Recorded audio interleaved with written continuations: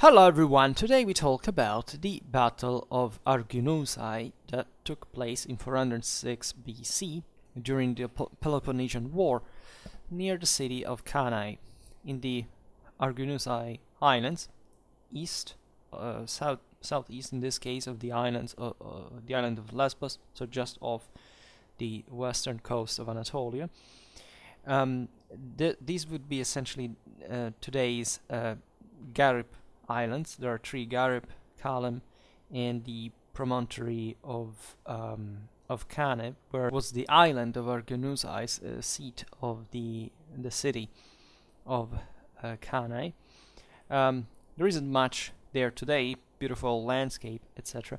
But this was one of the largest battles in Hellenic history.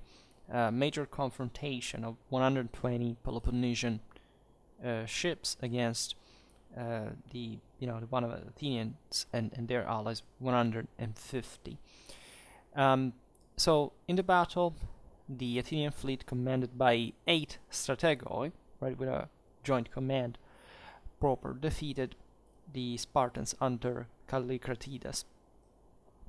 And this battle was part of a broader strategical context, which is interesting to look at briefly.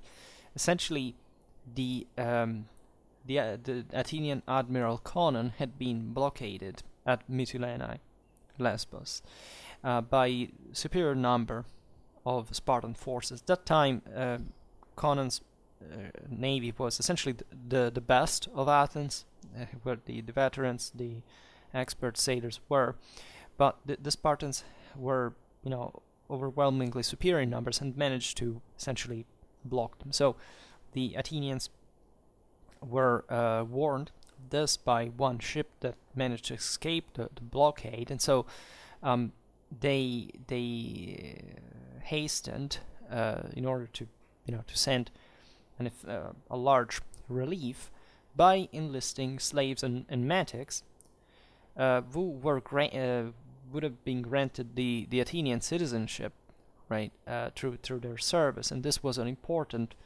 motivational factor, because the Spartan fleet that it would have had to meet was inferior to one of Conon in experience, but superior to these newly enlisted sailors. So this was paradoxically the first time in the Peloponnesian War in which the Spartan fleet was qualitatively superior to the Athenian one. And the motivational factor is important, as we'll see now. Also, the tactics involved were, because still the Peloponnesian fleet was imposing, and the Athenians were slightly superior in numbers, but still they had to be wary of Spartan maneuvering capacity. So this context also sees politically in Sparta the contrast between Callicratidas and Lysander, that had been the former admiral of the Spartan fleet, who were rivals, as a matter of fact, mainly on the grounds of the cooperation with the Achaemenid Empire. Callicratidas wanted to emancipate Sparta from this connection and to involve thus the Spartan allies in the levying of the fleet, whereas Lysander was pro-Persian and had obtained the Achaemenid support in that regard.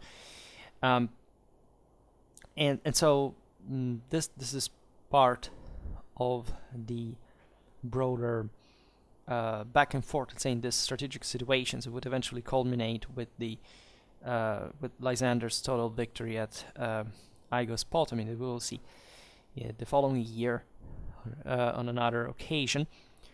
And the two main sources, however, about the Battle of Arginusae are the Hellenica of Xenophon, Book 1, Chapter 6, and Diodorus Siculus, 1397, 101, and then eventually, because there is all the aftermath of the victory. In fact, even though the Athenians won, there was a there was a problem because the Spartans fled the battle area. The Athenians started pursuing them. However, there were still some Athenian ships that had remained stranded on the western side of Arginusae, who had to be helped, right? Because they had been shipwrecked fundamentally. But there was quite of a troubled weather. In this occasion, there was a storm, and so the very few ships that were left by the Athenians to help this aid to these ships were not enough, and many of these sailors died, even though the battle was won, and so this carnage was criticized. It was a trial eventually of the generals, etc. It's interesting that you see the broader objective of the Spartans was to, once they had blocked Conon, right, was to, at that point, they couldn't really unlock the situation, but it was a desperate one for the Athenians even to hurry up to put up all these ships. The next strategic goal, had the Spartans taken out the Athenian fleet, would have been to blockade the Hellespont, and so the Athenian grain imports that were so important for the city. And when Callicratidas learned of the arrival of this massive Athenian relief force, he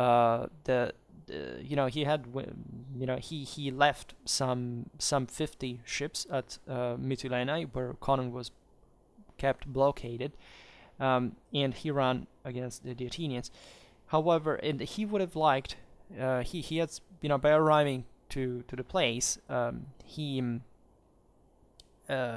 spotted the Athenian campfires that were on the east side of the Arginus Island. He thought to attack the Athenian fleet by surprise at night, but there had already been there was a storm still in this first day before the battle, and as you understand, even the day after, at least after the battle was fought. So the weather here played an important role in making things going in importantly different ways. So I would simply read the accounts. This battle is quite interesting tactically, if anything, for the battle array in itself, right? So the situation, as we will see now, was, as we already said, that the Athenian fleet was more numerous, not overwhelmingly so, 150 to 120, right? But it was less experienced. So what the Athenians feared was essentially the Spartans to manage to exploit their experience, to break through the Athenian line through this tactics that the Ekplus, actually the classical Hellenic authors do not really make us understand in detail what it was about. Later on, Polybius actually wrote about it and describes it as breaking through the enemy line, and specifically turning, making a conversion of it could be, there have been modern testing, it says that an angle of 90 degrees could be done in 30 seconds, 180 degree turn in 60 seconds. So these were quite for a trained trireme to be performed quickly. And this fits the situation, because we don't understand at that point, given the symmetry of naval tactics, how this could be done in the first place, meaning that you see, or the other tactic was the periplos, that actually was about sailing around the enemy's line, so essentially outflanking it. So this was pretty much like in land battles, right? And these were Greeks versus Greeks, as were pretty much the same thing. And so that symmetry presents you with the obvious realization that these battles were pretty similar in the tactics involved, the ships, the sailors, the marines were pretty much the same. So these battles were mostly like one line versus another line, and so it's obvious that the Ekplus would mean that you have to break through the enemy line. But in that sense, if you do that, you also kind of break your own line. You leave another gap. So we have already seen how all the history of gaps and how this problem work is maybe overly, it's just they break through the gap and that's it. That's really not, because it's a symmetrical problem. So you break through some gap, you also create a gap in a way. And also, how large is this gap to be exploited by the rest of the mass of the ships, right? You can't really make them go around everywhere without order, right? The battle line would become more disorderly as the fight went on, but that's exactly the problem, right? It's a never less coordinated situation. And especially, the enemy can compensate for that by sticking together, by closing the order more, which at that point would expose you as a consequence to the same problem of being broken through. So this doesn't explain anything. It depends on the circumstance and how, on the number, on the quality. In this case, as we'll see also on the battle, waters, in the sense that the role of the Arginusae island here is probably the key for understanding the battle. The same goes for the periplus. Like the closer is the order, let's say, the more, the shorter is the battle line. But not only, if you want to prevent the ekplus from happening, so some ship properly to enter the battle line and to, managing individually to perform these attacks from the rear or the flank, you could form a double line, which is exactly what the Athenians did here. As we'll see now, there's a problem of space. That is, this would essentially halven the battle line length, right? And that would have exposed allegedly the Athenians to the periplus, right? Because the Spartans could at that point, when the Athenian 150 deployed on double line would have been just 75 line in front, 75 ships in front line, and the Spartans would have been 120. They could have easily outflanked them. So the interesting thing is that Xenophon, as we will see now, tells us that the Athenian fleet was arrayed on two lines, but it doesn't mention the problem of the line length, and so the Athenian exposure to the periplus, right? He makes it implicit that they were fearing the ekplus rather, but doesn't explain how the periplus danger was coped with. Whereas Diodorus, that writes centuries later, and that therefore is less reliable than Xenophon in these terms. Xenophon also gives us, for the Athenian side, especially all the information of the various strategoi, how they were disposed in the line, so that we can reconstruct that. It makes it quite clear that the line was doubled at some point, especially on the wings, and probably it was entire the line, all over the line, as we will see now, but we will read it. Whereas Diodorus says something that makes a lot of sense, that is to say that the Athenians had essentially included the island, the Arginusae island, in the formation. The islands, plural, actually, because north of the main island on the Athenian right, there is a smaller island that could have served to cover, even in there, the right flank. And Diodorus says explicitly that the Spartans at that point had a problem, given that the Athenians were more, and the line was so so extended because of it had been purposely extended because there was an island in the center, that he had difficulties properly to deploy, to array his ships in a way that could be as long as the Athenian line. That, however, was in this sense split by the island in between, and so that the battle would eventually unfold with the Spartans dividing in two and attacking the separated chunks of the Athenian navy, separated by the Arginusae island, and so that four fleets were fighting themselves, against the enemy at the same moment on these two sides.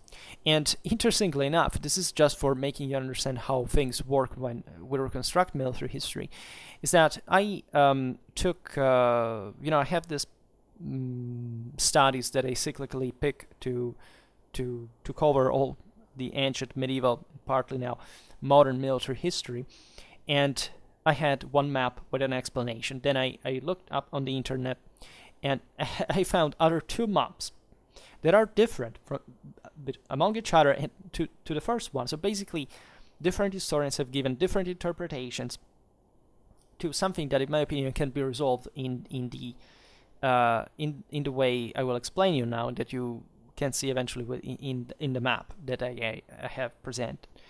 And I will explain why this makes sense. Also, it's kind of intuitive. If you have an island in between the your battle line, the question is, you have your flanks secured, so the enemy cannot outflank you through the place where the island is. I've seen other reconstruction which says, that the Athenians had a continuous battle line all over the front, and that even in front of the Arginusae island, in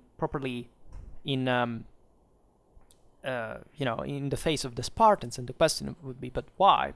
How? Maybe they were in a single line, because Xenophon passage there may be slightly less specific about the double order, but the question is still,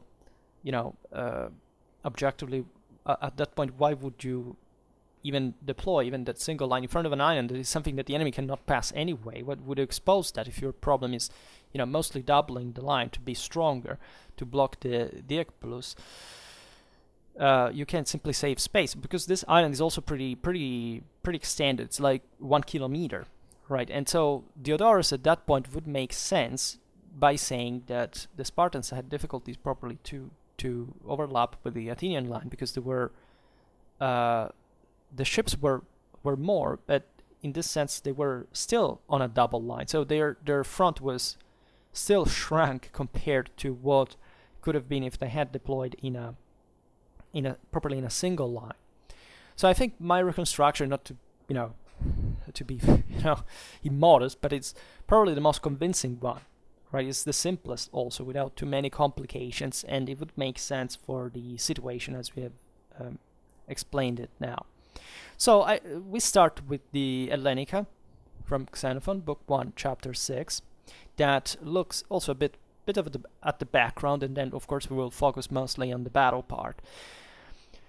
Alright, so Xenophon says, in the following year, the year of the evening eclipse of the moon and the burning of the old temple of Athena at Athens, well, these are other details as you understand, the Lacedaemonians sent out Callicratides to replace Lysander, whose period of office had now expired. Lysander, when surrendering the squadron to his successor, spoke of himself as the winner of the sea fight, which had left him in undisputed mastery of the sea, and with this boast he handed over the ships to Callicratides, who retorted, quote, "If you will convey the fleet from Ephesus, keeping Samos on your right," that is past where the Athenian navy lay, "and hand it over to me at Miletus, I will admit that you are master of the sea."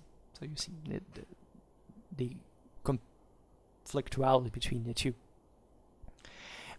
But Lysander had no mind to interfere in the province of another officer. Thus Callicratides assumed responsibility. He first manned, in addition to the squadron which he received from Lysander, 50 new vessels furnished by the allies from Chios and Rhodes and elsewhere. These were not the Spartans, the Persians, and all these contingents were assembled. They formed a total of 140 sail, and with these he began making preparations for engagement with the enemy.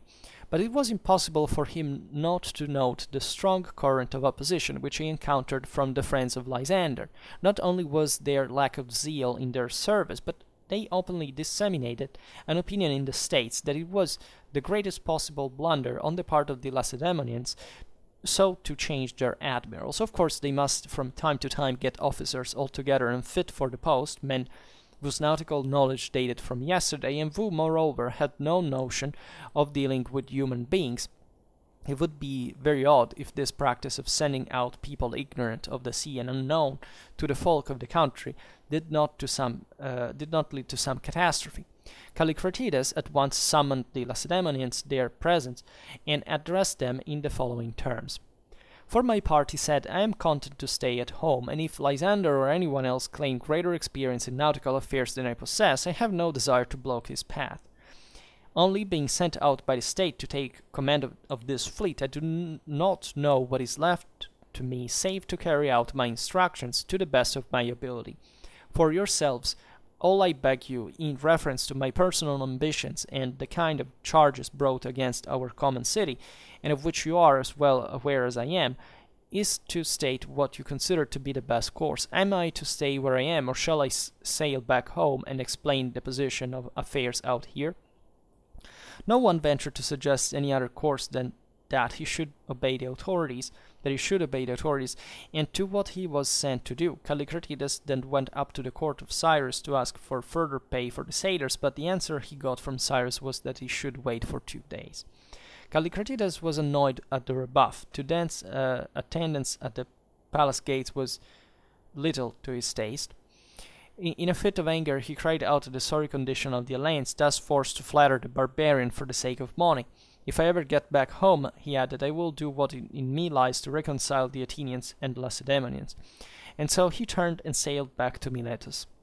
From Miletus he sent some triremes to Lacedaemon to get money, and convoking the public assembly of the Milesians, addressed them thus: Men of Miletus, necessity is laid upon me to obey the rulers at home, but for yourselves, whose neighborhood to the barbarians has exposed you to many evils at their hands, I only ask you to let your zeal in the war bear some proportion to your former sufferings. You should set an example to the rest of the allies, and show us how to inflict the sharpest and swiftest injury on our enemy, whilst we await the return from Lacedaemon of my envoys with the necessary funds. Since one of the last acts of Lysander before he left us was to hand back to Cyrus the funds already on the spot, as though we could well dispense with them, I was thus forced to turn to Cyrus, but all I got from him was a series of rebuffs. He refused me an audience, and from my part I could not induce myself to hang about his gates like a mendicant. But I give you my word, men of Miletus, that in return for any assistance which you can render us while waiting for these aids, I will requite you richly. Only by God's help let us show these barbarians that we do not need to worship them in order to punish our foes. The speech was effective. Many members of the assembly arose, and not the least eagerly those who were accused of opposing him. These, in some terror, proposed a vote of money backed by offers of further private contributions. Furnished with these sums, and having procured from Chios a further remittance of 5 drachmas apiece as outfit for each seaman, he set sail to Methima in Lesbos, which was in the hands of the enemy.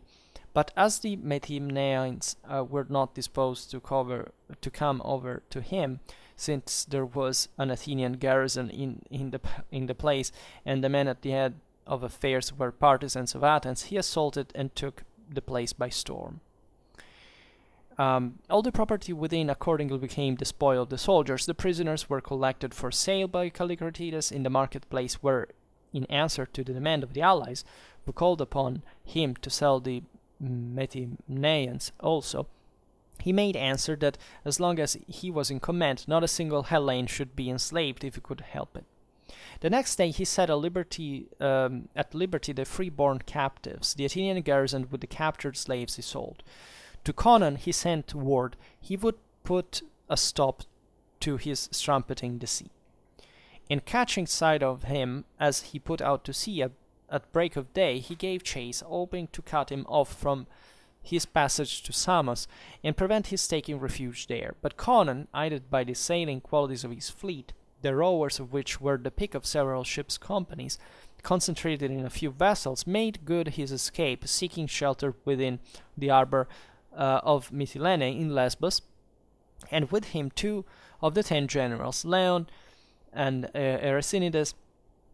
Callicratidas, pursuing him with 170 sail, entered the harbour simultaneously, and Conon, thus hindered from further or final escape by the too rapid movements of the enemy, was forced to engage inside the harbour, and lost 30 of his ships, though the crews escaped to land. The remaining 40 in number he hauled up under the walls of the town. Callicratidas inside came to moorings in the harbour, and having command of the exit, blocked the Athenian within. His next step was to send the Methymnians in force by land, and to transport his across from Chios. Money also came to him from Cyrus, Conon, finding himself besieged by land and sea, without means of providing himself with corn from any quarter, the city crowded with inhabitants and aid from Athens, whither no news of the late events could be conveyed, impossible launched two of the fastest sailing vessels of his squadron. This he manned before daybreak with the best rowers whom he could pick out of the fleet, stowing away the marines at the same time in the hold of the ships and closing the port shutters. Every day, for 4 days, they held out in this fashion, but at the evening, as soon as it was dark, he disembarked his men, so that the enemy might not suspect what they were after. On the 5th day, having got in a small stock of provisions, when it was already midday, and the blockaders were paying little or no attention, and some of them were even taking their siesta, the two ships sailed out of the harbor, the one directing her course towards the Hellespont, whilst her companion made for the open sea. Then, on the part of the blockaders, there was a rush to the scene of action. As fast as the several crews could get clear of land, in bustle and confusion, cutting away the anchors and rousing themselves from sleep. For as chance would have it, they had been breakfasting on shore. Once on board, however, they were soon in hot pursuit of the ship which had started for the open sea, and ere the sun dipped they overhauled her, and after a successful engagement attached her by cables and towed her back into the harbor, crew and all. Her comrade, making for the Hellespont, escaped, and eventually reached Athens with the news of the blockade. The first relief was brought to the blockaded fleet by Diomedon, who anchored with 12 vessels in the Mytilenean Narrows. But a sudden attack of Callicratidas, who bore down upon him without warning, cost him 10 of his vessels, Diomedon himself escaping with his own ship and one other. Now that the position of affairs, including the blockade, was fully known at Athens, a vote was passed to send out a reinforcement of 110 ships. Every man of ripe age, whether slave or free, was impressed for this service, so that within 30 days the whole 110 vessels were fully manned and weighed anchor. Amongst those who served in this fleet were also many of the knights. The fleet at once stood out across to Samos and picked up the Samian vessels in that island. The master roll was swelled by the addition of more than 30 others from the rest of the allies, to whom the same principle of conscription applied, as also it did to the ships already engaged in foreign service. The actual total, therefore, when all the contingents were collected, was over 150 vessels. Callicratidas, hearing that the relief squadron had already reached Samos, left 50 ships under the command of Eteonicus in the harbor of Mytilene, and setting sail with the other 120, hove for the evening meal off Cape Malea in Lesbos, opposite Mytilene. It so happened that the Athenians on this day were supping on the island of Arginusae, which lay opposite Lesbos. Right, so this is basically, there is a lagoon, right, because the island of Arginusae has this, had this side, covered side from the side of land, and that's where the Athenian fleet had, the crews had landed or made camp. So in the night, the Spartan not only saw their watchfires, but received positive information that these were the Athenians. And about midnight he got under way, intending to fall upon them suddenly by surprise, but a violent downpour of rain with thunder and lightning prevented him putting out to sea. By daybreak it had cleared, and he sailed towards Arginusae. So this is the following morning. On their side, the Athenian squadron stood out to meet him, with their left wing facing towards the open sea, so towards the south, and drawn up in the following order. So, and here gives the list that you can see even in the picture. It says, Aristocrates in command of the left wing with 15 ships led the van. Next came Diomedon with 15 others, and immediately in rear of Aristocrates and Diomedon, respectively, as their supports, came Pericles and Erasinides. This is the son of the famous Pericles, by the way. Parallel with Diomedon were the Samians, with their 10 ships drawn up in single line under the command of a Samian officer named Hippos. Next to these came the 10 vessels of the Taxiarchs, also in single line, and supporting them the 3 ships of the Navarchs with any other allied vessel in the squadron, which in the picture, you see, the left wing is clearly on a double line, expressly.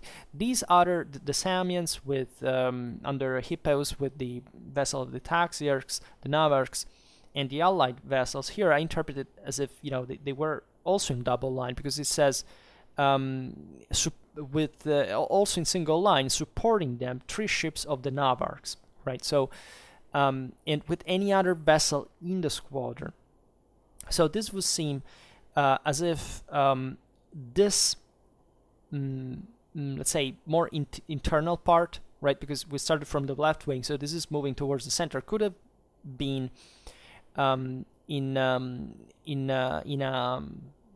a single line, as a matter of fact, not on a double line. Now, this presents with some problems with interpretation, because the question is, as we'll see now, Xenophon will expressly say that the purpose of the double line was properly the one of not having the Spartans breaking through, right? So the question would be, why would the Samians, the other allies, etc., be reported in this list like as if they were in single line? We don't quite understand what it means to support them, and why Xenophon says properly in single line. That I don't understand, because it could lead properly to the reality that this section of the Athenian line was actually not double, but only with one line of ships. I've seen some reconstructions want to put this line, fundamentally, this single line, just as the one in front of the island of Arginusae.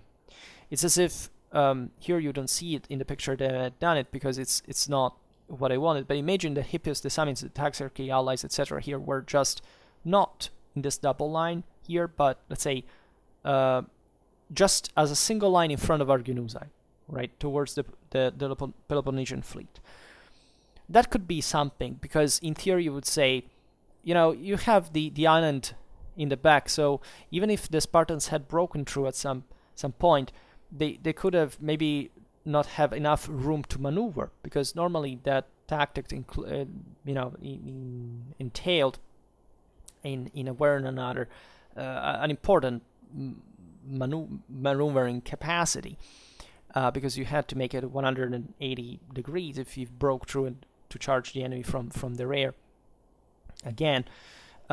So that may be an explanation, but still, at some point, as we will see now, the battle started properly with the fleets rushing at one another.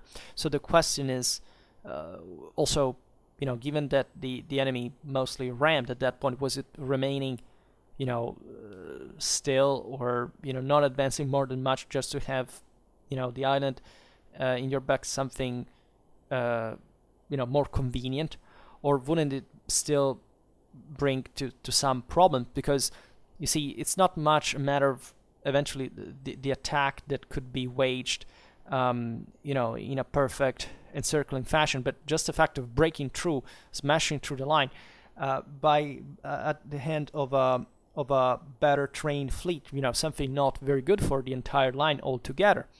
So there is a bit this problem of interpretation, and admit it cannot be resolved, because the sources are literally these ones, and there is no way to properly say, well, it's this or that, right? We can't just make speculations.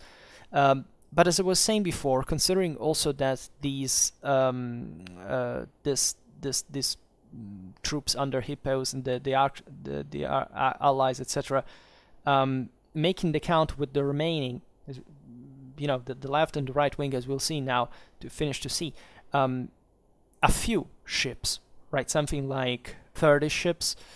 This would have been too few, you see, to extend the Athenian line satisfactorily to at least be as large as the Spartan one that was on a single line.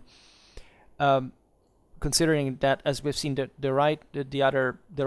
rest of the 90 Athenian ships would have at that point been disposed on two battle lines, and therefore would have shrank significantly the entire Athenian front, much less than the Spartan one. Even again, if these say, let's call it central element of Hippos had and the allies had deployed in a single line, right? They would have not make it as long as the Spartan battle line. So the idea would be, as I reconstructed here, that properly the island was used just to protect the flanks, right? And considering that the Spartan, you would say, but then they would have to move forward, right? Well, considering, yes, this is true, this would happen at a tactical level at some point, but it's also true that it was strategically the Spartans that were attacking the Athenians here.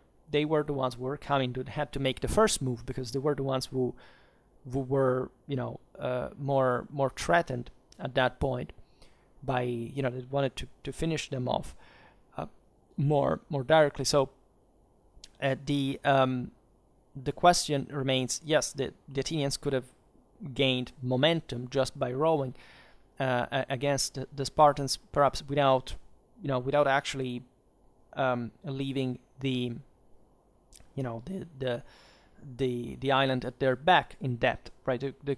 Because it's a pretty long island, right? In north-south, it's just 1 kilometer. I think east-west, it may be not less than a half of that, right? So it's 500 meters in which you can gain an important momentum, right? Even if you by rowing, right? So it's definitely something that does suit the possibility of smashing against the enemy battle line when it attacks. And as we will see, at least according to Diodorus, it was the Spartans who decided to split in two exactly to meet the two Athenian halves, because probably there was the island in between, right? So that's what, in my opinion, makes more sense. And I think that the passage from Xenophon here can be, of course, remains relatively ambiguous regarding to this element being maybe on a single line, but still having other forces supporting them may mean, here in the list, may mean that there was actually a second line, right, in the list, when he says, next to these came the 10 vessels of the Taxiarchs, also in single line, and supporting them the 3 ships of the Navarchs, with any other allied vessels in the squadron, right? So this is a single phrase that excludes also the one before when it talks about the Samians under Hippos, but it could be loosely interpreted as if these were at least the most the commanders are listed here are the most imminent, would be in the front, whereas any other vessel in the squadron would be supporting them, right, together with the 3 ships of the Navarchs, etc. So that could mean, in a way, the idea that also this section of the Athenian line was double. As a matter of fact, this is perhaps the passage that, given that it's Xenophon and the closest, more reliable source in general, kind of makes some historian think that there might have been some sort of different arrangement, perhaps, with the Athenian line covering even the same island of Arginusae. In fact, if you actually think about it, and how you will see now that the whole battle unfolds according to Xenophon, there is no reference to this problem of the width of the line, which Diodorus instead makes his whole account about in military logic. But going on with Xenophon, so we understand it better now, says the right wing was entrusted to Protomachus with 15 ships, and next to him on the extreme right was Thrasyllus with another division of 15. Protomachus was supported by Lysias with an equal number of ships, and Thrasyllus by Aristogenes. So you see here in the right wing, we're sure that was a double line. It's very explicit. Then the object of this formation, Xenophon explains, was to prevent the enemy from maneuvering so as to break their line, the Athenian line, by striking them amidships, since they were inferior in sailing power. So, and then says the Lacedaemonians, on the contrary, trusting to their superior seamanship, were formed opposite with their ships all in a single line, with a special object of maneuvering so as either to break the enemy's line or to wheel round them. Callicratidas commanded the right wing in person. So this is interesting because Xenophon hints at the idea that of the periplus as well, not just the diecplus here. He says it explicitly. So the passage may be interpreted in the sense that deploying a double line would have allowed the Athenians simply to have a reserve they could use even in case of periplus outflanking. This is kind of, if you think about it, the idea of having a reserve that can go oblique, right, and avoid the enemy to properly to hit in the center is something that makes sense if you give the posterior line enough space on the outer flank to move, because if these lines are too extended, let's say the enemy outflanks you on the left, well, all the ships have to go to the left at that point, rather than in order to counter the enemy in an effective fashion. And at this point, you see, if the Athenians had again even had just 30 ships in single line and the other in double, would have had a great disadvantage in terms of battle line length, right? So the Spartans would have easily outflanked them in some way, and instead during the battle here, there is no, according to Xenophon, there is no hint at that, right? So my idea is also the following, that if the Athenians would have been so exposed to be outflanked rather than just being broken through, they would have probably found some way to extend the battle line. And incidentally, this is exactly what or at least to shelter it to the islands, which is exactly what Diodorus eventually says, right? So Xenophon, yes, reliable, exceptional source, whatever, but still doesn't quite address geometrically, let's say, how the problem would have been fixed, right? And again, it's possible, of course, that the battle lines were enough distance to, for the posterior one to serve as an effective reserve with enough room for maneuvering. But consider that still, if the problem was, to intercept any ship that would be able to make a diecplus, they would have not had to be particularly far away, right? Some 100 meters perhaps, because at that point it's still you basically expose your own front line that is dramatically. It's just half of your numbers. It's like sending 27 ships basically against 120, and then you have the other 75 in the rear. It's not a great idea, right? It's not a great idea because, of course, it is true that reserves work fundamentally like that, but still you must have some consistency in the front to even bring some resistance to the enemy line so that you can exhaust it. And as we've seen, the Athenian crews were inferior to the Peloponnesian ones. So in this sense, I don't think that a battle line could be too much shrunk from the Athenian side to make the whole thing effective, right? It would have exposed the Athenians both to the diecplus and the periplus at the same time had it been held in that way, right? And so the idea is that actually the double line was more compact than it seems. it was mostly oriented to cope against the Diakplus, so that enemy Spartan ship that breaks through would be intercepted on the spot and would have not even had probably the space to maneuver, if not ending up smashed by the posterior, the Athenian posterior line, and that actually the Athenian battle line was extended through the help of the island. This is our best take. But it's interesting, however, that Xenophon talks also about the periplus properly.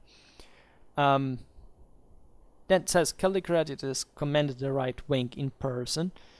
He goes on and says, before the battle, the officer who acted as his pilot, the Megarian Hermann, suggested that it may be well to withdraw the fleet, as the Athenian ships were far more numerous, which actually were just 30 more than the Spartan ones. So it's just not definitely in military history a particularly relevant numerical disadvantage, especially when you have quality from your side in that sense. So this would, if an officer says properly, let's retreat because the Athenian ships here are, Xenophon says, more numerous, but it sounds as if, having arrived on the spot, had evaluated the situation, says the Athenians had deployed in a way that put a too great disadvantage. And indeed, if the Athenian line was strengthened by the islands, it means that they could concentrate their forces on a double line, as Diodorus will say, actually even on a larger length than the Spartan line would do, so much that the same Spartans had basically to divide the line, and so kind of also shrinking in a way in the front line themselves to cope with the various chunks of the Athenian fleet separated allegedly again by the island. That would make sense. And Xenophon goes on and says, but Callicratidas replied that Sparta would be no worse off even if he personally should perish, but to flee would be disgraceful. And you gotta understand him too, right? In that situation, if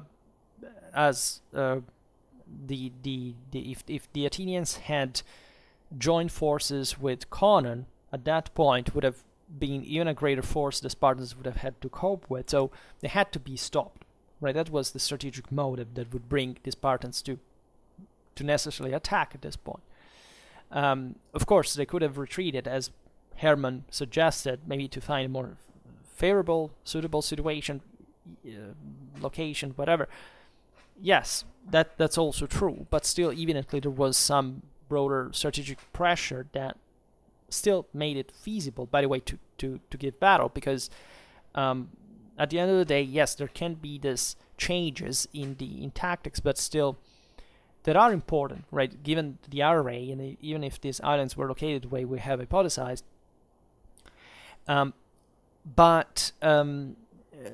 Still, it's still 120 kind of qualitatively superior against 150 qualitatively inferior. So it's not really a battle that we have to flee necessarily because there's no chance of winning in the first place, right? But still, and consider the moral factor, right? That from the Athenian side, the slaves and the medics were fighting for citizenship, right? Which might have been a greater factor to support them than even the same Spartan experience at sea that here was being mitigated by the Athenian array. So probably the Megarian Hermann, if things went as we can reconstruct, was right.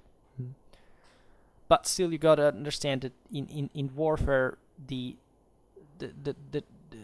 distance between winning and not winning is minimal, and even a very small factor can make things go differently, right? Just think about the storm the day before. The Spartans could have attacked the Athenians by surprise and destroying them without even fighting a battle, practically.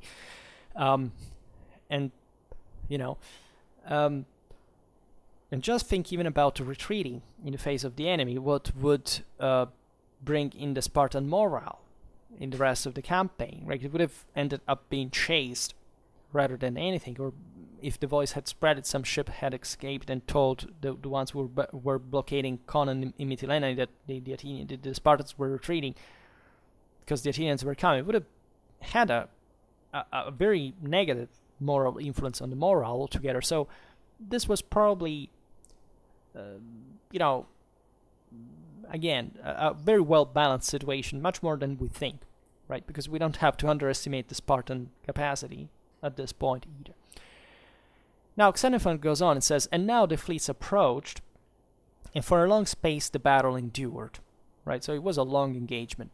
At first the vessels were engaged in crowded masses and later on in scattered groups. At length Callicratides, as his vessel dashed her beak into her antagonist, was hurled off into the sea and disappeared. That's literally how he died. He was probably, quite heavy in armor, smashed against, the enemy ship and fell off into the sea. And so at the same instant, Protomachus, with his division on the Athenian right, had defeated the enemies, the Lacedaemonian left, and then the flight of the Peloponnesians began towards Chios, though a very considerable body of them made for Phocaea, whilst the Athenians sailed back against to Arginusae. The losses on the side of the Athenians were 25 ships, crews and all, with the exception of the few who contrived to reach dry land. On the Peloponnesian side, 9 out of the 10 Lacedaemonian ships and more than 60 belonging to the rest of the allied squadron were lost. So a disaster for the Spartans. After consultation, the Athenian generals agreed that 2 captains of triremes, Theramenes and Thrasybulus, accompanied by some of the taxiarchs, should take 47 ships and sail to the assistance of the disabled fleet and of the men on board, whilst the rest of the squadron proceeded to attack the enemy's blockading squadron under Autonicus at Mytilene. In spite of their desire to carry out this resolution, the wind and a violent storm which arose prevented them, so they set up a trough and took up their quarters for the night. As to Autonicus, the details of the engagement were faithfully reported by him by the express dispatch boat in attendance. On receipt of the news, however, he sent the dispatch boat out again the way she came, with an injunction to those on board of her to sail off quickly without exchanging a word with anyone. Then on a sudden they were to return garlanded with wreaths of victory and shouting, Callicratides has won a great sea fight, and the whole Athenian squadron is destroyed. This they did, and Autonicus, on his side, as soon as the dispatch boat came sailing in, proceeded to offer sacrifice of thanksgiving in honor of the good news.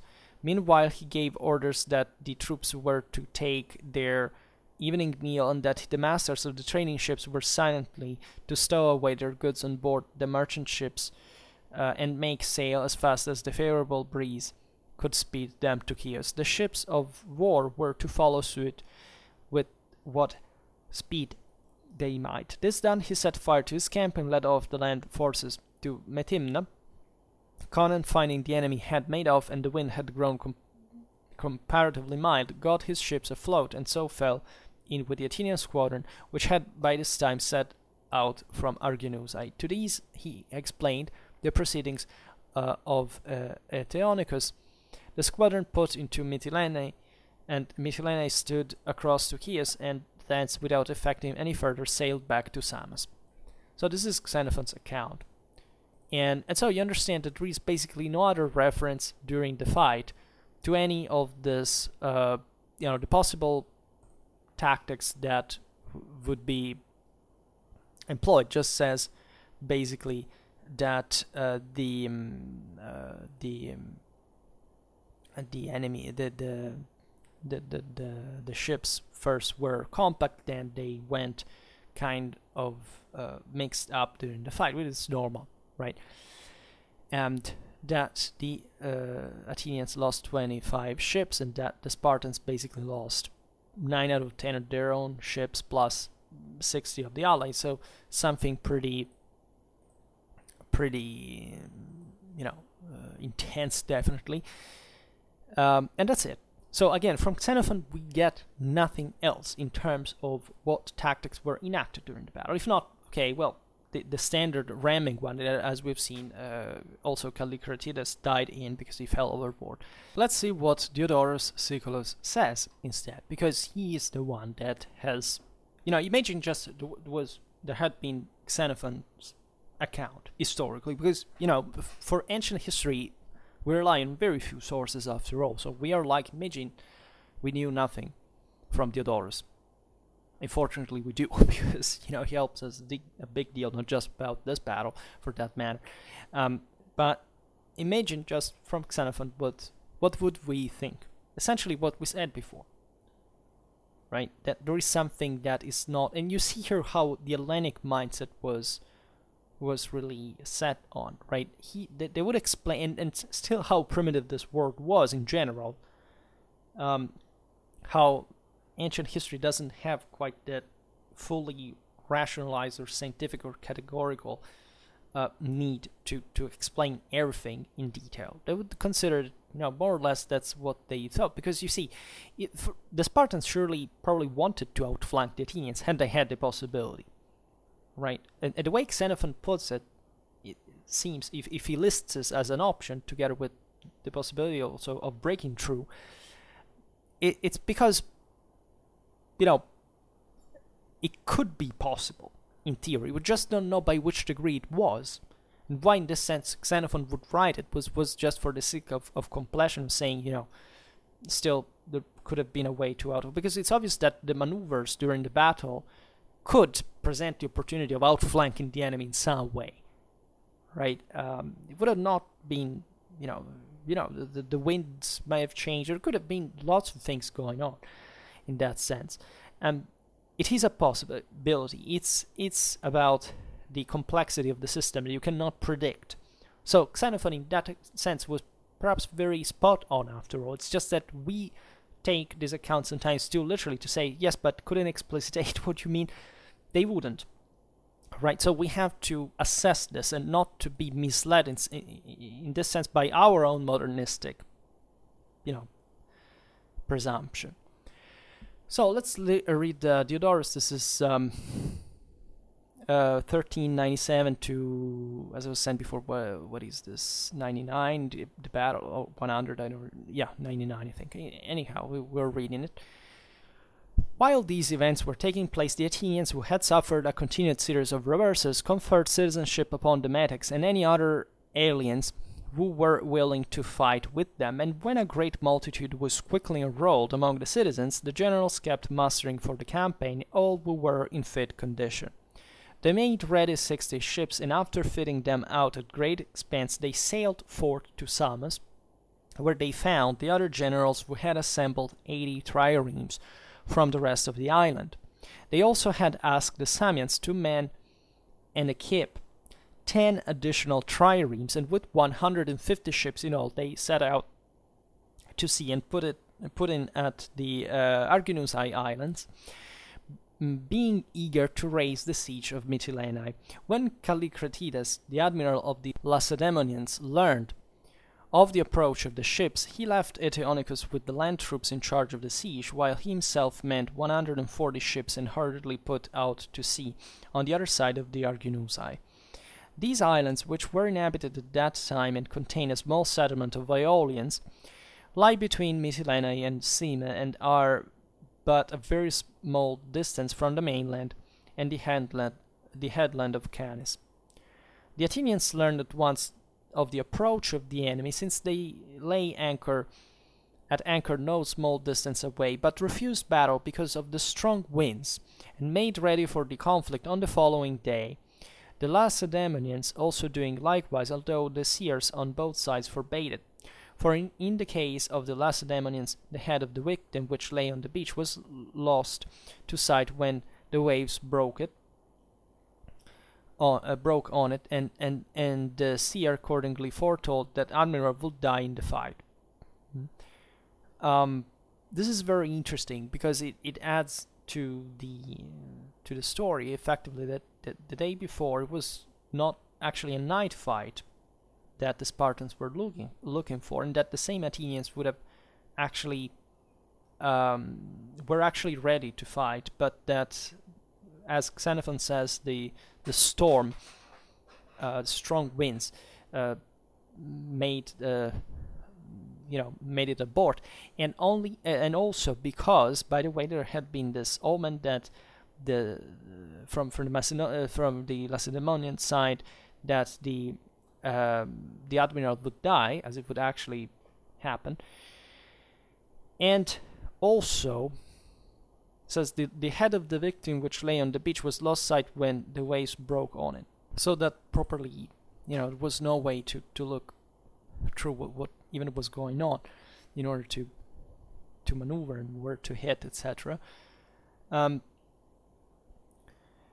the way, regarding the prophecy about his death, Callicratidas said, if I die in the fight, I shall not have lessened the fame of Sparta. Right? So Xenophon had said something similar.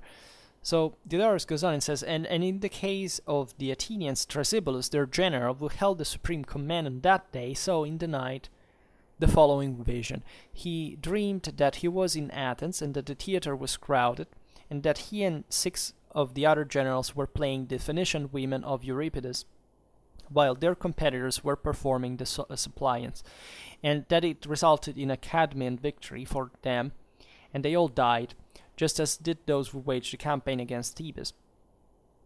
When the seer heard this, he disclosed that 7 of the generals would be slain. Since the omens revealed victory, the generals forbade any word going out to the others about their own death, but they passed the news of the victory disclosed by the omens throughout the whole army. Right, this is also interesting. So the other chapter, paragraph. The admirals Callicratidas, having assembled his whole force, encouraged them with the appropriate words and concluded his speech as follows, quote, so eager am I myself to enter battle for my country that although the seer declares that the victims foretell victory for you, but that for me, I'm none the less ready to die. Accordingly, knowing that after the death of commanders, forces are thrown into confusion, I designated this time as admiral to succeed me in case I meet with some mishap, Clearchus, a man who has proved himself in deeds of war. By these words, Callicratidas let not few to emulate his valor and to become more eager for the battle. The Lacedaemonians, exhorting one another, entered their ships, and the Athenians, after hearing the exhortations of their generals summoning them to the struggle, manned the triremes in haste, and all took their positions. Thrasyllus commanded the right wing, and also Pericles, the son of the Pericles who, by reason of his influence, had been dubbed the Olympian. And, by the way, this is not what Xenophon says, as Xenophon puts Pericles actually in the second line on the left wing to support Aristocrates, whereas Thrasyllus is together with Aristogenes on the far right. But this is not important for how the battle went, because none of these movements, none of these commanders are associated with some particular feat. I mean, aside from how, of course, they were positioned, Xenophon says, of course, Thrasyllus was on the right, he won, etc. In any case, and he associated with himself on the right wing also Theramenes, which is not mentioned by Xenophon, giving him a command. At the time, Theramenes was on the campaign as a private citizen, although formerly he had often been in command of armament. The rest of the generals he stationed along the entire line, and the Arginusae islands, as they are called, he enclosed by his battle order, since he wished to extend his ships as far as possible. And here is the phrase that makes it all. And what is fascinating about this is that he doesn't say the Arginusae island, the main one, the western one, the big one, where from the other side of which, compared to the battlefront, the Athenian camp was placed, but plural, the Arginusae islands, which could speak for, if I understand the also, yes, because there is essentially I told it a smaller island in the north that covers well the right flank as well, makes some other hundreds of meters of battle line extended just for preventing outflankment from that side. They could have sailed around the island as well, but the problem, as we'll see, of the Spartans is that they couldn't actually overlap. The Athenian line was too extended due to this.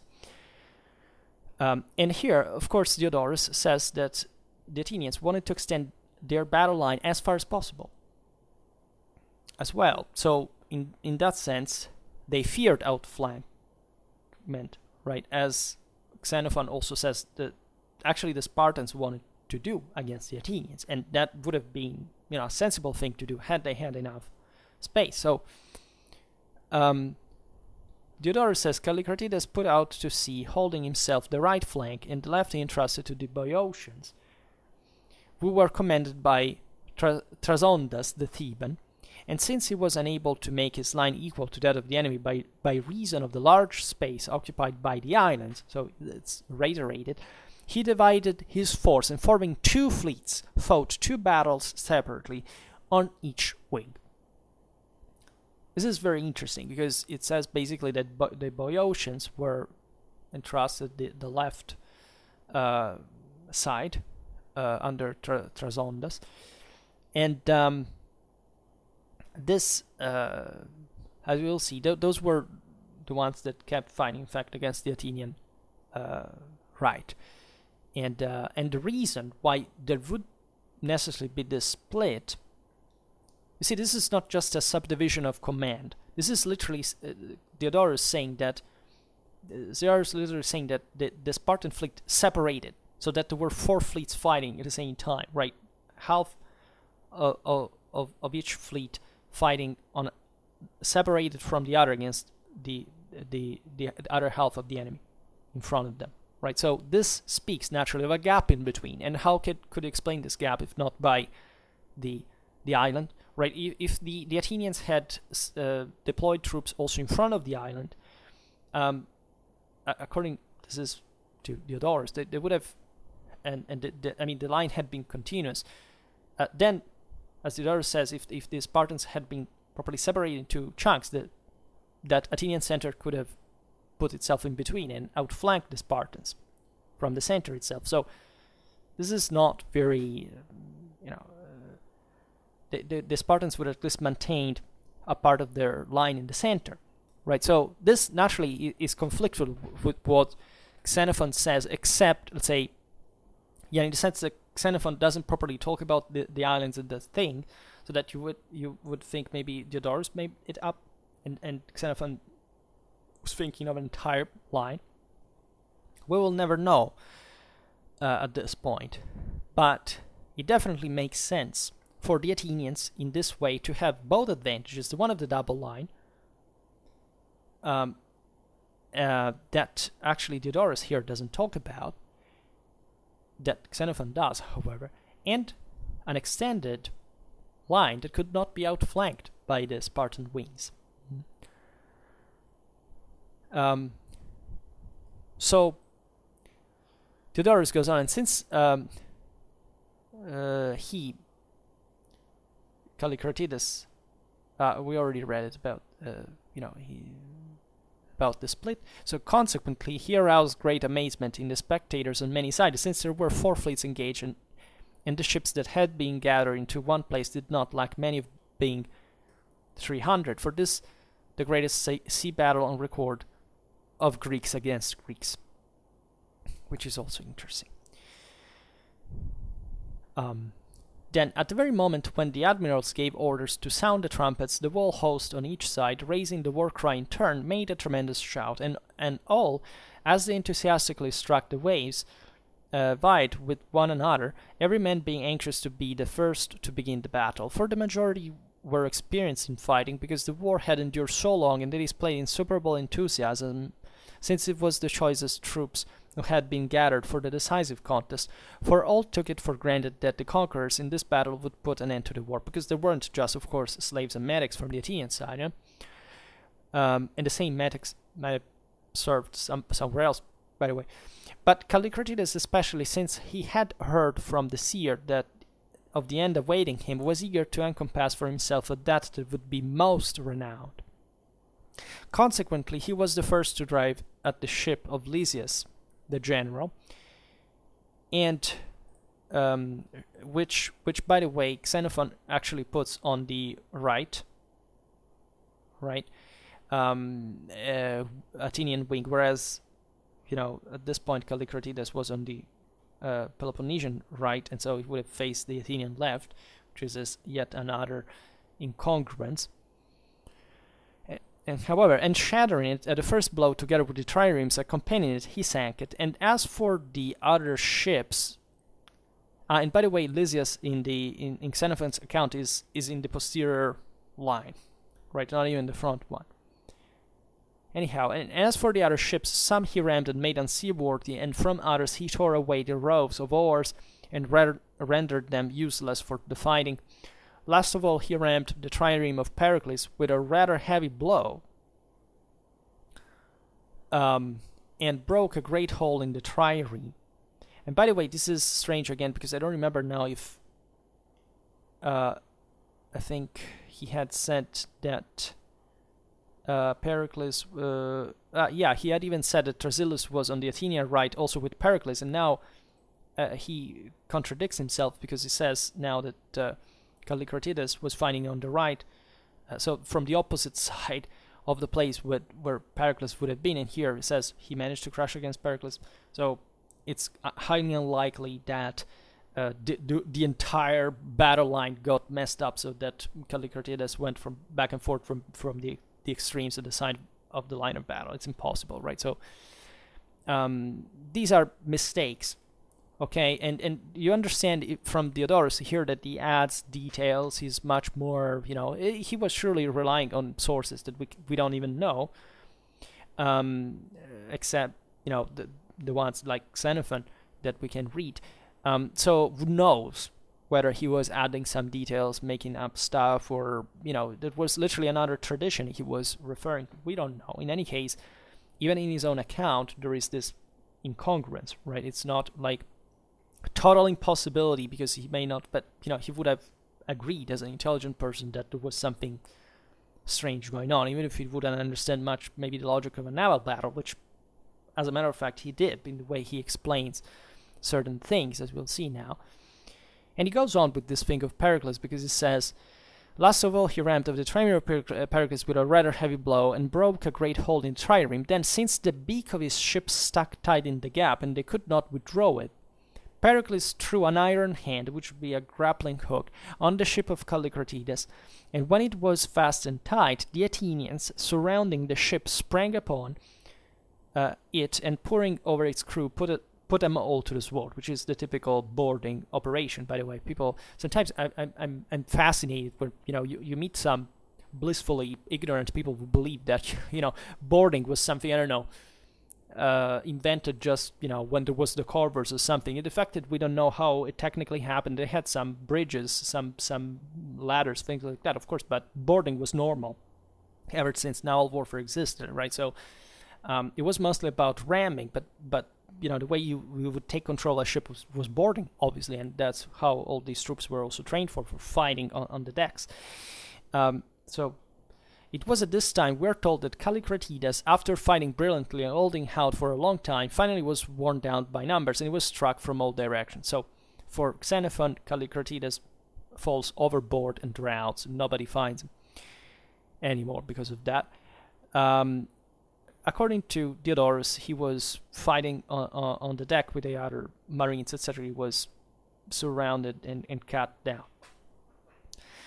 Now, as soon as as the defeat of the admiral became evident, the result was that the Peloponnesians gave way in fear. But although the right wing of the Peloponnesians was in flight, right? So here, Diodorus stresses again that Callicratidas was still in his right?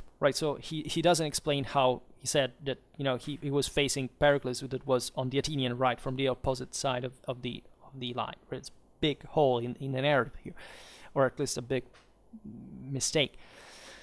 The Boeotians, who held the left of the Spartan line, of the Peloponnesian line to be proper, continued to put up a stout fight for some time, which is interesting. It's like a land battle, after all. For both they and the Eubans who were fighting by their side, as well as the other Greeks who had revolted from the Athenians, feared lest the Athenians, if they should once regain their sovereignty, would exact punishment of them for their revolt. Right, so they were fighting to the death. Yeah, this is interesting. Consider the extension of the battle line. It would have been, quite like 3 kilometers. Right, at least, right, something like that. So also the distance in this sense is what was relevant in, as you can see, what the right Peloponnesian collapse, the Peloponnesian right collapsed, and so the left would go on fighting also because they wouldn't maybe even understand what was going on initially. In fact, Diodorus says, but when they saw that most of their ships had been damaged and that the main body of the victors was turning against them, so outflanking them from the right, they were compelled to take flight, which is also interesting. Now, of the Peloponnesians, some found safety in Chios and some in Cyme. So, let me check if in the next paragraph there is something. Yes, it says, the Athenians, while they pursued the defeated foe for a considerable distance, filled the whole area of the sea in the neighborhood of the battle with corpses and the wreckage of ships. After this, some of the generals thought that they should pick up the dead, since the Athenians are incensed at those who allow the dead to go unburied, but others of them said they should sail to Mytilene and raise the siege with all speed. But in the meantime a great storm arose, so that the ships were tossed about, and the soldiers, by reason both of the hardships they had suffered in the battle and the heavy waves, opposed picking up the dead. And finally, since the storm increased in violence, they neither sailed to Mytilene nor picked up the dead, but were forced by the winds to put in at the Arginusae. The losses in the battle were 25 ships of the Athenians, this is like Xenophon, together with most of their crews, and 77 of the Peloponnesians, more than one half. And as a result of the loss of so many ships and of the sailors who manned them, the coastline of the territory of the Cymaeans and the Phocaeans was strewn with corpses and wreckage. And and with Autonicus, who was besieging Mytilene, learned from someone of the defeat of the Peloponnesians. He sent his ships to Chios and himself retreated with his land forces to the city of the Piraeans, which is something like 15 miles west of Mytilene, which was an ally, for he feared lest, if the Athenians should sail against his troops with their fleet, and the besieged make a sortie from the city, he should run the risk of losing his entire force. And the generals of the Athenians, after sailing to Mytilene and picking up Conon and his 40 ships, put in at Samos, and from there as their base was set about laying waste the territory of the enemy. After this, the inhabitants of Aeolis and Ionia, and of the islands which were allies of the Lacedaemonians, gathered in Ephesus, and as they counseled together, they resolved to send to Sparta and ask for Lysander as admiral, for during the time Lysander had been in command of the fleet, he had enjoyed many successes and was believed to excel all others in skill as a general. The Lacedaemonians, however, having a law not to send the same man twice, and being unwilling to break the custom of their fathers, chose Arachus as admiral, but sent Lysander with him as an ordinary citizen, commanding Arachus to follow the advice of Lysander in every matter. These leaders, having been dispatched to assume the command, set about assembling the greatest possible number of triremes from both the Peloponnesus and their allies. So, and as it goes on with the trial thing, so if you want to read it, I told you the reference and whatever. But as you understood here, it's very fascinating. The Diodorus losses are big, but very big. They're more than half of the Peloponnesian ships, but not as big as Xenophon, the one of Xenophon's account, which makes like a total annihilation. And so you understand the point here, that we are told from two substantially different authors, things that altogether make sense if you reconstruct the battle through military logic, but that the two authors, separated by centuries in different contexts, still didn't feel the need to put together, right? Especially Diodorus, that had the information from Xenophon, could say, the thing of the double line, etc. He doesn't talk about that. Whereas he makes very clear that the Athenian line had encompassed in width the islands as well to be greater than the Spartan one, that and that the Spartans couldn't for this matter overlap the Athenian line. This was a problem. They had to break into chunks to attack, and that would be explained, as we've seen, because still the same Athenian line was divided by the chunk of the islands, whereas Xenophon talks only about the fear of the Athenians to be broken through by creating this double line to reserve, but also to be encircled, which encircled, however, that according to Diodorus was not possible, because at least the Athenian battle line was larger, so could have been possible, but the Peloponnesians would have had to widen their own ranks at the point of inconsistency. It's also risking to be broken through in turn. So it's after all a mathematical axiom, right? You can't really take away too much from one place without weakening the whole system, and just to reinforce a part of the same. There is a balance, right? And naval battles were pretty much similar. It's just that every battle is different per se. So in this case, the thing of the islands in between is genial, because it would provide the Athenians both the advantage of the battle line extension, but also allowed them to double the depth of their line, so to avoid the Spartans breaking through at the same time. So making up for their maneuvering inferiority, given that the crews were relatively new to that kind of fight, whereas the Peloponnesian ones were more expert. So our reconstruction here, in my opinion, in the map is the best one. Again, if you make a simple Google search, you can find other maps of the Battle of Arginusae, but they do not quite explain how the thing worked. There are quite interesting ones that, after all, show how in any case, the Spartans had to be wary of even looking at the map, even just at the location of the island, so you can easily see how the Athenians could exploit that. They could double their line, and still being importantly extended over an important area or space. I said at the beginning that I don't think there was another layer of Athenian ships in front of the Spartans, let's say in correspondence to the West Arginusae island. I think the island was deep enough for the Athenian ships to be stationed, in fact, along that depth without even losing space for gaining momentum for ramming when the Spartans were attacking, and so that they could keep simply their flank secure without risking the Spartans to attack in the first place, to outflank them in the first place. And so yeah, I think that all of this kind of makes very much sense. I don't see it as a particularly complicated thing to explain in this regard, and I believe that it's very coherent with the whole background, with the composition of the troops, with what this whole thing would have unfolded like if probably the two sides were to.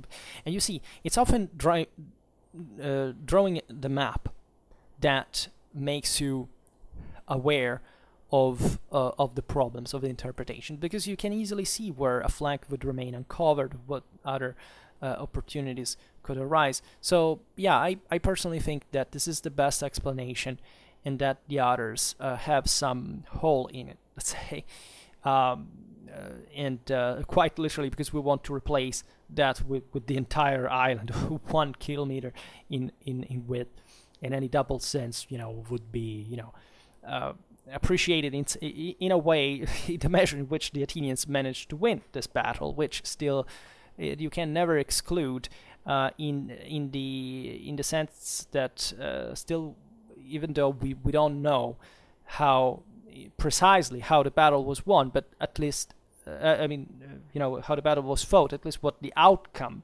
properly was, and you can't refutate the outcome per se. You have to fundamentally realize that if the Athenians, and the sources agree on this, were inferior in quality, and the two main sources say that they had some concern relatively to this, for which they had to cope with the Spartans finding some adequate array. Well, the measures that we have reconstructed combined here are actually probably the best ones, the ones that make more sense, and that would present the enemy that was after all the one who had come there with the strategic initiative to get it done with, was taking the risk, in fact, that it was properly envisaged, even probably by his officers before the battle, to attack an enemy that had taken measures for properly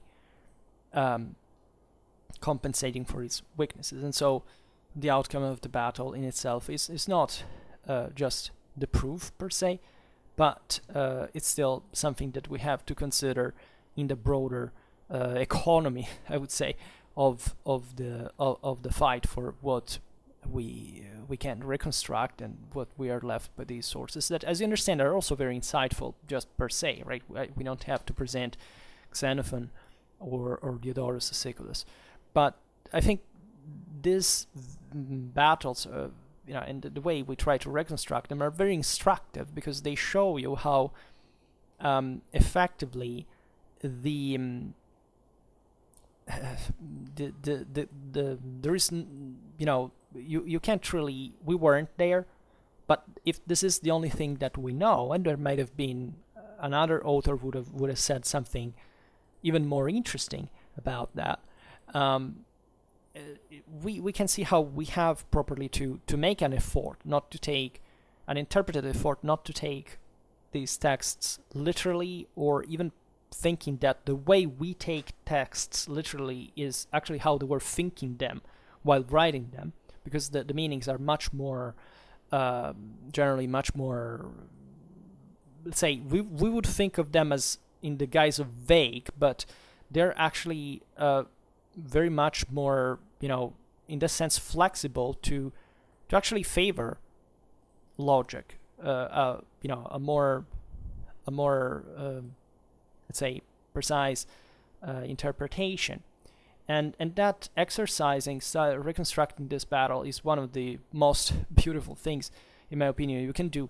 That's what I do for a living. I'm just a medievalist after all. I rarely venture, as you see, in these classical, mysterious classical lands, let's put it in this way. But it's always very instructive to study, because after all, even naval warfare is arguably even simpler than the land one, because it was much less manageable in the first place. Ships are not men or horses, but they work also in similar fashion. So if you visualize this encounter, even as if it were a land battle, imagine the island is just a mountain, let's say, and the problems had been the same ones transposed to infantrymen. And in part it was the same, because, as we were saying, these battles were fought on the decks in melee, with missiles and so on. So it was literally bringing the land armies at sea, fighting on the boats, so on the ships. So the question is, it's really,